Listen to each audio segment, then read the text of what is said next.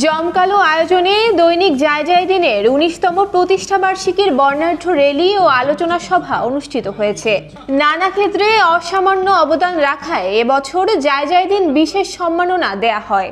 Khulna bureau প্রধান মোহাম্মদ আতিয়ার রহমানের সভাপতিত্বে অনুষ্ঠানে প্রধান অতিথি ছিলেন খুলনা মহানগর আওয়ামী লীগের সভাপতি ও মেয়র আলহাজ তালুকদার আব্দুল খালেক। সুন্দর এই মুহূর্তটি আমরা দেখতে পাচ্ছি। অনুষ্ঠান স্থলে অতিথিদের স্বাগত জানান যায় যায় দিনের সিনিয়র ম্যানেজার মোহাম্মদ নুরুল হক এবং খুলনা ব্যুরো প্রধান মোহাম্মদ আতিয়ার রহমান। বিভিন্ন প্রান্ত থেকে ছুটে এসেছেন রাজনৈতিক ব্যক্তিত্ব।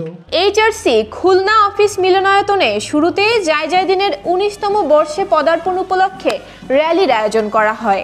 পরে প্রধান অতিথি আমন্ত্রিত অতিথিদের নিয়ে জন্মদিনের কেক কাটেন।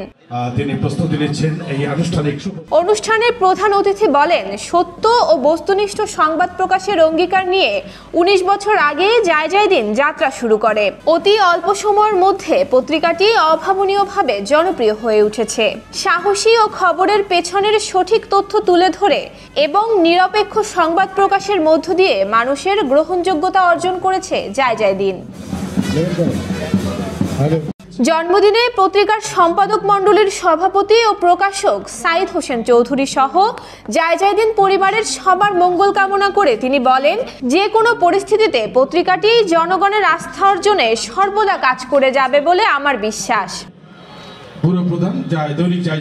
অনুষ্ঠানে বিশেষ অতিথি ছিলেন খুলনা মহানগর আওয়ামী লীগের সাধারণ সম্পাদক এমডি এ বাবুল রানা, খুলনা জেলা আওয়ামী লীগের সাধারণ সম্পাদক অ্যাডভোকেট সুজিত অধিকারী, খুলনা প্রেস ক্লাবের সাবেক সভাপতি এবং বীর মুক্তিযোদ্ধা মকবুল হোসেন মিন্টু, খুলনা সাংবাদিক ইউনিয়নের সভাপতি মোহাম্মদ ফারুক আহমেদ, খুলনা প্রেস ক্লাবের সাবেক সাধারণ সম্পাদক মল্লিক সুধাংশু সহ আরও অনেকে। খুলনার পাঠক সুধী ও শুভানুধ্যায়ীরা প্রত্যয় ব্যক্ত করেন আগামী দিনে যায় যায় দিনের পথ চলার সঙ্গী হবার।